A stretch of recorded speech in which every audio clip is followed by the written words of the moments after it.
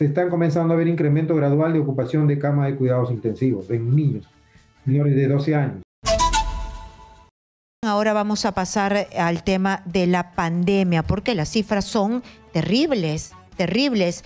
Juan Carvajal, que es ex integrante del Open COVID, ustedes saben que los voluntarios nos daban reportes detallados, nos dice que el 22 de enero hubo 138 muertos, el 21 de enero hubo 135, el 20 150, el 19 134, 124, 109 y así. Es decir, hay muertes por COVID y han habido picos como el 20 de enero de 150 muertes. Nosotros estamos enlazados con Carlos Lescano, presidente de la Sociedad Peruana de Medicina Intensiva. ¿Qué está pasando en las camas de cuidados intensivos? Las personas están muriendo con Omicron también.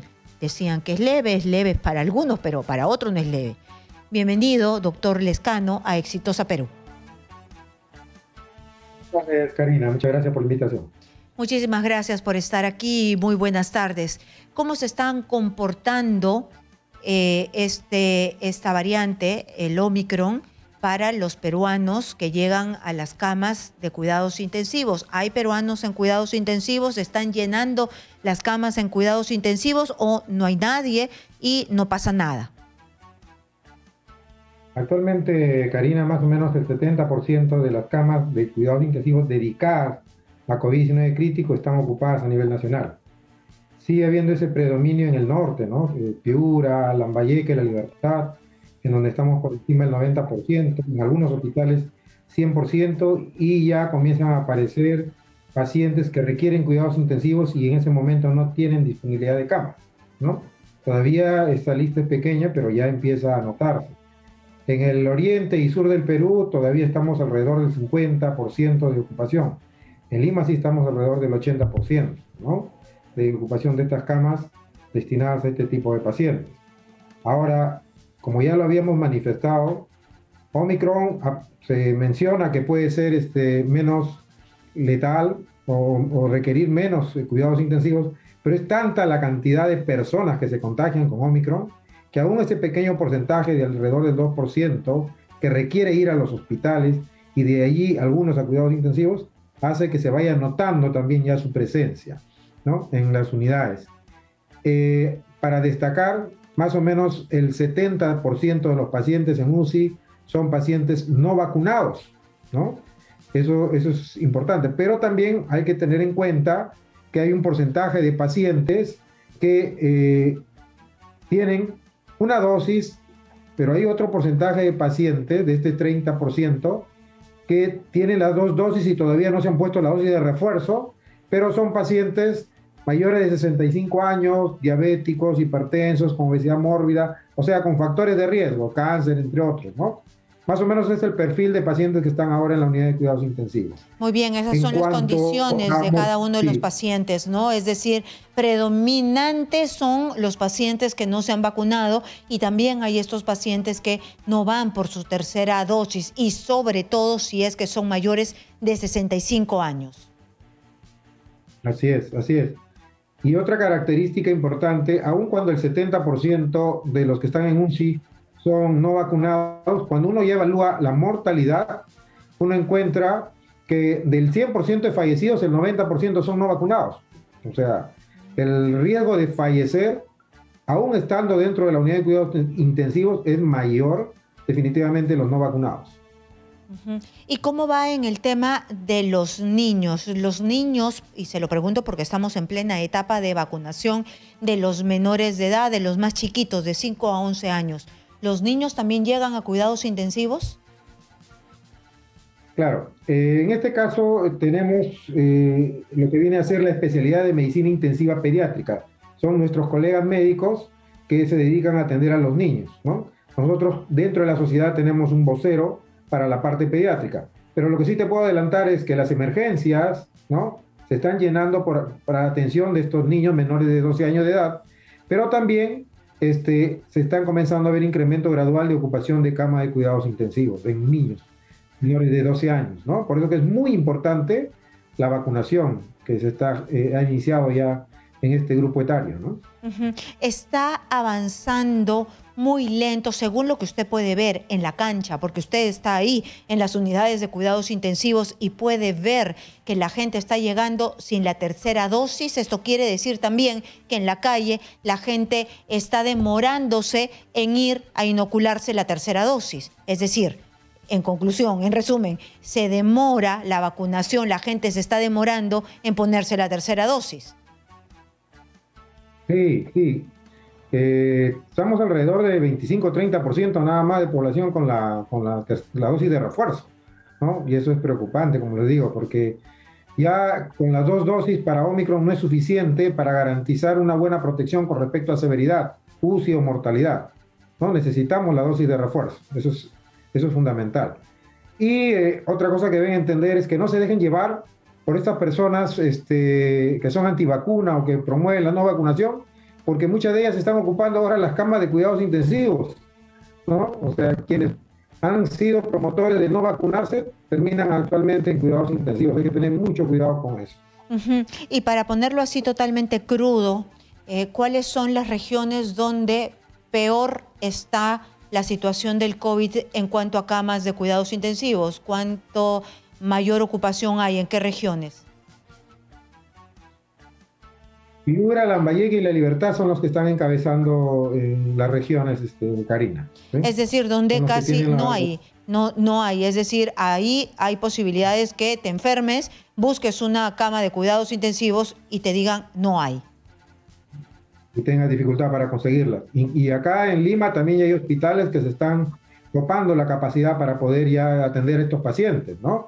Hay grandes hospitales que ya tienen ocupadas todas sus camas y ya comienzan a aparecer estos pacientes que requieren UCI y ya no tienen ambiente para poder transferirlos a las UCI, ¿no? ¿Y usted cree, según la proyección que hay, porque según lo que yo he leído y lo que he estado escuchando a los especialistas, a finales de febrero viene lo más fuerte, ahí vamos a estar en la cresta de la ola, ¿no? Entonces, si así estamos en este momento, cuando lleguemos a la cresta de la ola, no nos va a faltar, la gente va a morir porque no hay cama UCI. Sí, aquí probablemente se tenga que recurrir a esta estrategia de que si se ocupan las camas, que actualmente son alrededor de 1.750 a nivel nacional, en total para COVID crítico, en UCI, tener que utilizar camas ya de los que están siendo ocupadas por pacientes no COVID, ¿no? Recuerda que en la segunda ola, en el pico, se usaron más o menos 2.700 camas, pero ahora solamente tenemos disponible 1.750, ¿no? Porque las otras están siendo ocupadas por pacientes no COVID. Claro, que también ha habido un embalse ahí, ¿no? Con los pacientes no COVID. Además, también me imagino que el mantenimiento, las camas que han estado en malas condiciones, ojalá que ya les hayan dado todo el mantenimiento debido. ¿Y cómo están los médicos? Los médicos también se contagian, los médicos también son seres humanos y han tenido que caer en esta pandemia donde Omicron es tan contagiosa. ¿Ustedes cómo van? ¿El contagio cómo los han impactado? Sí, más o menos hay 20 a 25% de personal de salud que se ha visto afectado por esta infección por Omicron y que obviamente tienen que ir a hacer su aislamiento y eso disminuye la disponibilidad de personal de salud. Dentro de ellos también los médicos de cuidados intensivos, ¿no? Tenemos colegas que también han sido contagiados y han tenido que ir a hacer su aislamiento y obviamente que hay menos disponibilidad de médicos para atender a los pacientes críticos, ¿no? Se sobrecarga la cantidad de pacientes críticos por médico que está en las unidades de cuidados intensivos. Incluso hay UCIs en donde hasta el 50% de personal ha sido contagiado, ¿no? Y entonces solamente están trabajando con la mitad de personal, ¿no? Y en algunos lugares inclusive han tenido que cerrar algunas salas. Entonces Doctor, este es un tema también preocupante, ¿no? Cerrar algunas salas, es decir, además de la poca disponibilidad, se tiene que cerrar la sala porque no hay médicos, están contagiados. Así es, hay lugares en donde hay personal que está contagiado y han tenido que limitar la cantidad de pacientes que pueden ser atendidos, ¿no? Doctor, ¿y se solucionó ese problema del cual usted me comentaba hace algunas semanas que estábamos hablando aquí en Exitosa, de que no podían trabajar en dos lugares, en dos hospitales públicos a la vez? ¿Se solucionó? ¿Ya entendieron la gente del gobierno o todavía siguen en la misma situación? Y Karina, justo aprovecho acá esta pregunta para invocar a la presidenta del Congreso que ponga en agenda la aprobación del proyecto de ley que permita la doble percepción. Es increíble, estamos batallando con esto desde el año pasado, ¿no? Y hasta ahora no tenemos solución. ¿Cómo es posible que habiendo poca cantidad de médicos especialistas en áreas críticas no se les permita trabajar en dos lugares e incluso haya médicos sancionados? Eso no es posible. Hemos apelado al Ejecutivo a través del Ministerio de Salud, estamos apelando al Legislativo a través de la Comisión de Salud del Congreso y ahora haciendo este llamado a la Presidenta del Congreso, la doctora Mari Carmen Alma, para que por favor agenden la aprobación de este proyecto de ley. Es urgente para el país porque faltan médicos especialistas a nivel nacional. Entonces, es una estrategia tan importante que a nosotros nos llama la atención que hasta ahora no se haya aprobado, ¿no? Muy bien, ¿qué es lo que usted le diría? Yo sé que va a sonar reiterativo, pero las medidas de seguridad nunca sobran, pero ¿qué le diría a la población en este momento que nosotros estamos en plena ola del Omicron y que todavía no han pasado los momentos más duros? Porque nos vamos a seguir contagiando, se supone que nos vamos a contagiar más y que tenemos que tomarlo muy en cuenta y seguir las medidas de seguridad para que ustedes no estén abarrotados de gente porque baja la guardia. ¿Qué le diría a la población? Lo escuchamos. Primero, que por favor completen su dosis de refuerzo, ¿no? O sea, ese debe ser el objetivo, llegar a tener la dosis de refuerzo o vacunarse a aquellos que no lo han hecho todavía. Recuerden que aún con la dosis de refuerzo podemos contagiarnos, es cierto, podemos contagiarnos. Si no utilizamos las medidas de bioseguridad, podemos contagiarnos, pero reducimos ostensiblemente el riesgo de terminar en cuidados intensivos o de fallecer. Si uno quiere evitar contagiarse, además de recibir sus dosis de vacunación y la dosis de refuerzo, utilice adecuadamente la mascarilla KN95, ¿no? Y evite estar en lugares aglomerados, cerrados, mal ventilados, en donde hay personas que no usan correctamente la mascarilla. Porque no solamente no debemos pensar en nosotros, sino también debemos pensar en las personas de nuestro entorno familiar, ¿no? A las cuales podemos llevar el virus y de repente ahí tenemos personas vulnerables que puedan terminar en cuidados intensivos muy graves, lamentablemente, y tengo que decirlo de esta manera tan dura, por responsabilidad de uno que no ha tomado adecuadamente estas medidas de bioseguridad o la vacunación de manera responsable.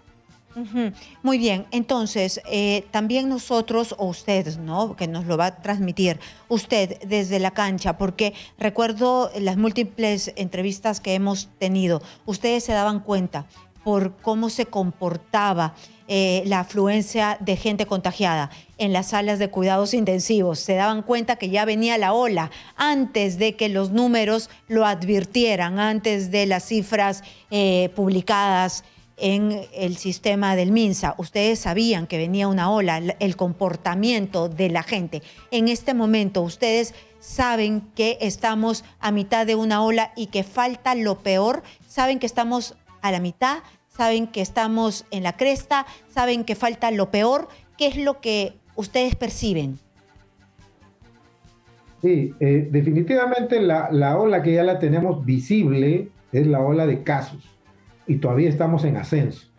Ya lo habíamos manifestado, que este ascenso va lamentablemente a generar que también tengamos la ola de pacientes ocupando los ambientes hospitalarios, las unidades de cuidados intensivos, y ya lo estamos viendo lentamente, ¿no? Y la ola de los pacientes fallecidos. Y ya, como lo ha manifestado también, esta semana tenemos ya más de casi 900 fallecidos por semana, cuando estábamos por debajo de los 200 semanal. Estábamos por debajo de los 200, ahora estamos ya bordeando los 900 por semana. O sea, ya nos está mostrando que no solamente todavía seguimos en un gran ascenso en la tercera ola de casos, sino que estamos empezando, o que podría, ojalá que no lleguemos a una tercera ola de fallecidos, como hemos tenido previamente. Pero si no respetamos la medida de bioseguridad, si no nos vacunamos, ¿no? Entonces, lamentablemente, las personas no vacunadas y las más vulnerables van a terminar pagando estas consecuencias. Muriendo, ¿no? Así es, así de cruda es la cosa. Muchísimas gracias a Carlos Lezcano, presidente de la Sociedad Peruana de Medicina Intensiva, y esos son los números crudos, horribles, terribles, a cuidarse y a vacunarse.